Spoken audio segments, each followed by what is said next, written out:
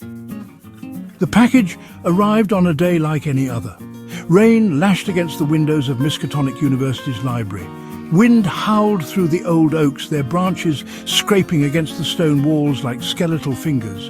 Inside, oblivious to the tempestuous day, the librarians sorted through the day's acquisitions. One, however, stood out, a large leather-bound tome, its cover blackened with age and strangely cold to the touch. It bore no markings, no indication of its sender or origin. The only clue was a faded inscription on the package, the Black Codex. The head librarian, a wizened man named Silas, cautiously opened the package. The book's pages were thick, the parchment ancient and brittle.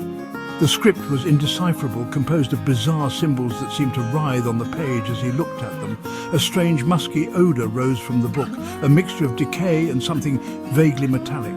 Silas felt a tremor of unease. He quickly wrapped the book, placing it in the restricted section, hoping to forget its unsettling presence.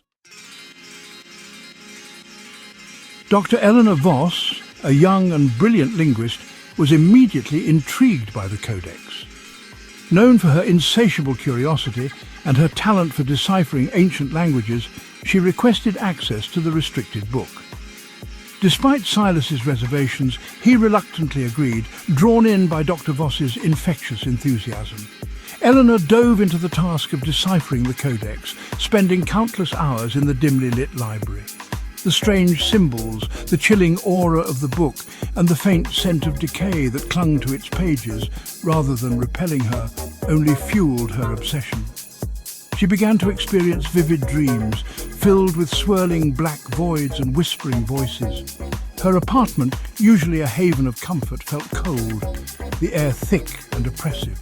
She grew increasingly distant from her colleagues, her conversations peppered with references to the Codex and her growing belief that it held secrets to a power beyond human comprehension. Her obsession was consuming her, but she was too far in to turn back. One night, after weeks of painstaking work, Eleanor finally managed to decipher a single phrase. The air in the room seemed to crackle with energy. A wave of dizziness washed over her, and she felt a cold sweat break out on her skin. The whispers in her dreams grew louder, the voices clearer. They spoke of ancient evils, of forgotten deities, and of a power that could be harnessed. They whispered of rituals and sacrifices, their voices seductive and terrifying. That night, the nightmares intensified. She dreamt of writhing tentacles, of cyclopean cities, and of monstrous entities that stared at her with malevolent eyes. She woke up screaming, her heart pounding in her chest.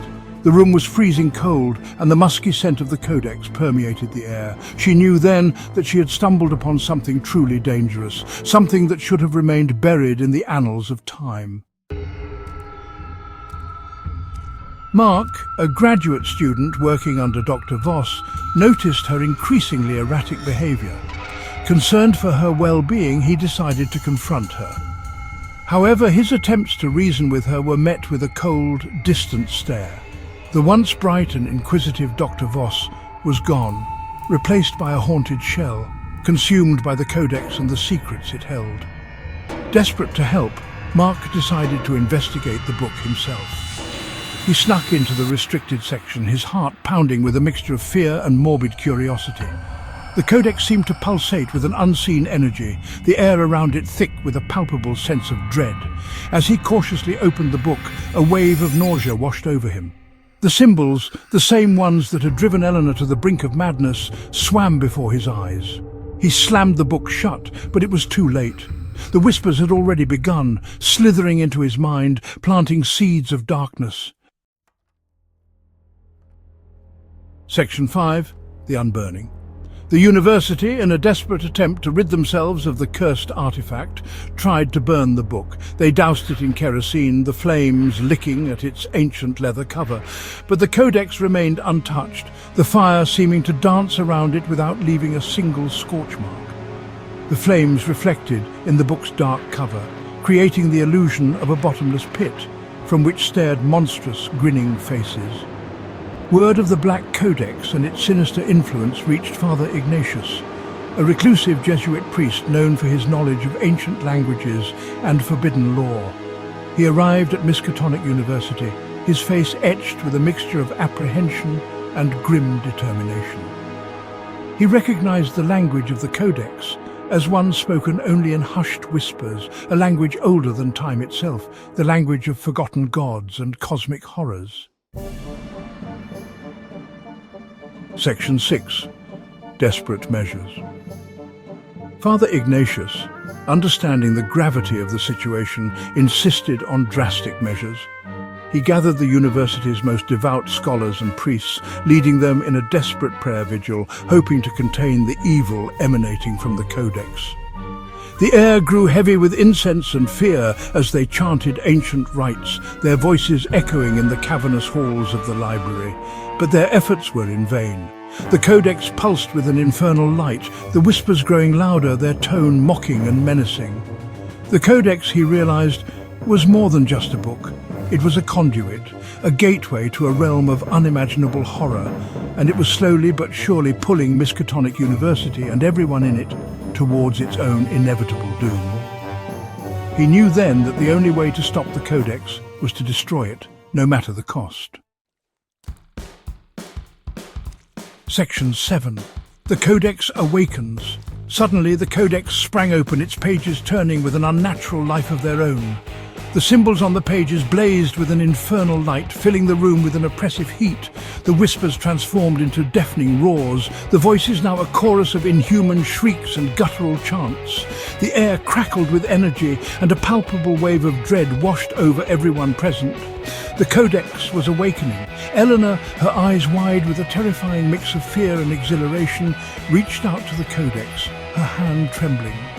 The monstrous entities from her nightmares, the tentacled horrors and the cyclopean beings were real, she realized, and the Codex held the key to unleashing them upon the world. Section 8. Consuming Miskatonic. The library walls buckled and warped, the shelves collapsing under a sudden, unseen weight. The air grew thick with the stench of decay and the metallic tang of blood. Grotesque shapes began to emerge from the Codex, their forms shifting and pulsating, their eyes burning with malevolent hunger. The scholars and priests, their prayers drowned out by the cacophony, scattered in terror, but there was nowhere to escape. The monstrous entities from the Codex descended upon the fleeing figures, their claws and tentacles tearing through flesh and bone. Screams echoed through the crumbling halls of the university, a symphony of agony and despair. The Black Codex, its purpose fulfilled, lay open amidst the carnage, its pages illuminated by the flickering light of the inferno consuming Miskatonic University.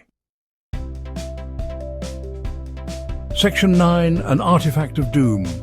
The once proud halls of Miskatonic University were reduced to smouldering ruins, a testament to the insatiable hunger of the Black Codex. The book itself vanished in the inferno, its whereabouts unknown. Some whispered that it had been consumed by the very forces it had unleashed, while others believed it lay dormant, awaiting the day it would resurface to unleash its horrors upon an unsuspecting world once more. The Black Codex, a terrifying relic of a forgotten age, serves as a chilling reminder that some knowledge is best left buried, some doors best left unopened. For within its ancient pages lies not enlightenment but oblivion, a darkness that consumes all who dare to seek its secrets. And somewhere, in some forgotten corner of the earth, it waits, patiently and hungrily for its next victim.